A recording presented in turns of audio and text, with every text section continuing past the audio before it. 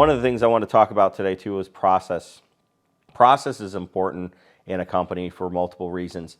As we go through, we come out of that startup as a new company, in order to really come through that stage and get into a stage of growth and what we call persevering through the growth of a company, we have to get the processes out of our head.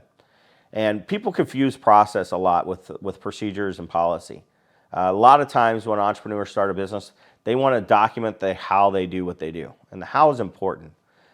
People think the how is the process, and it's not. It's not at all.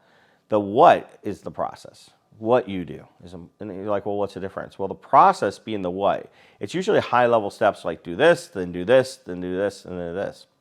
Where the how is more related to how we do each one of those steps, right? What are the things within those steps that have to be done?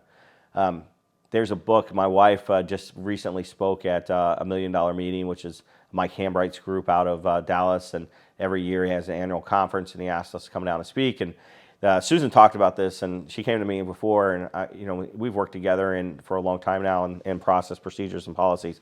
And we were talking about it. She says, Gary, you always talk about the process being the what, the procedures being the how, and the policy being the when. She's like, I think I have a great analogy of that. And I said, what's that? She says, let me show you this kid's book. She pulls out this book it's titled Amelia Padilla, okay? And never heard of it. She's like all about it though, right? And even in the room, she asked the room, has anybody heard of it? And about 20% of the people in the room had heard of this book. And I'm like blown away that so many people had. But it's apparently a good young kids read and a good book for children. And my wife grew up reading these books. And she says, I think this really describes the difference between the process and the procedure. I said, well, tell me how. She says, well, in the book, Amelia Padilla is then given instructions on what to do. She's told to draw the drapes. She's told to dust the furniture. She's told to dress the chicken. It's a little bit older terminology, but dress the chicken. And other things. And it's funny because as you read the book, it goes on to talk about how she does each one of these things. Now, the how wasn't explained. So she does it the way she thinks it should be done, the how she thinks it should be. So when they come home from the day and they see what Amelia Padilla has done, they're a little astonished to find that the chicken is still sitting on the counter, not cooked. Nothing done to it other than the fact that it got some clothes put on it. It actually was dressed. It had a skirt put on it and some decorations, and it was nice and ready. It looked really pretty for our chicken. And then the other thing she does is she had, which took a little time, but she grabbed a bunch of dust and dirt and stuff, and she dusted all the furniture with it. And then the last thing she did was she took a sheet of paper and she drew the drapes. She drew them out and what they looked like, and she was so proud of herself. She was so excited that when they got home, they were going to see that she drew the drapes, that she dusted the furniture, and that she dressed the chicken. And you can imagine how frustrated these people were. They're just infuriated that she put dust everywhere and that she let the chicken go bad by just dressing it and not cooking it and getting it ready for dinner. And so they become very angry.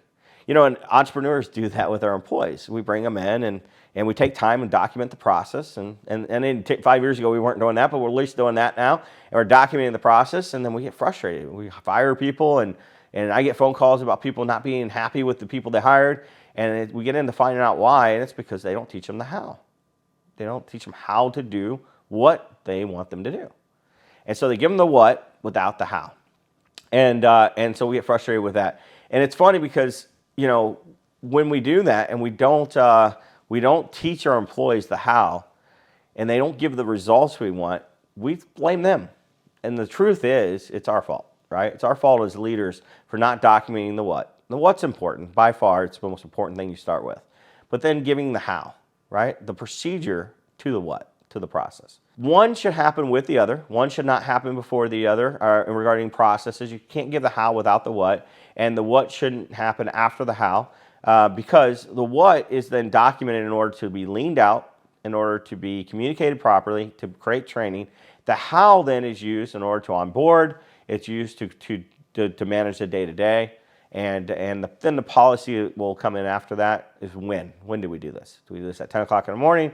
Do it at 2 o'clock? You can imagine if she was giving the what, which is the dress the chicken, The how, which is actually preparing it properly, getting it ready, but then never been told on when to put it in the oven.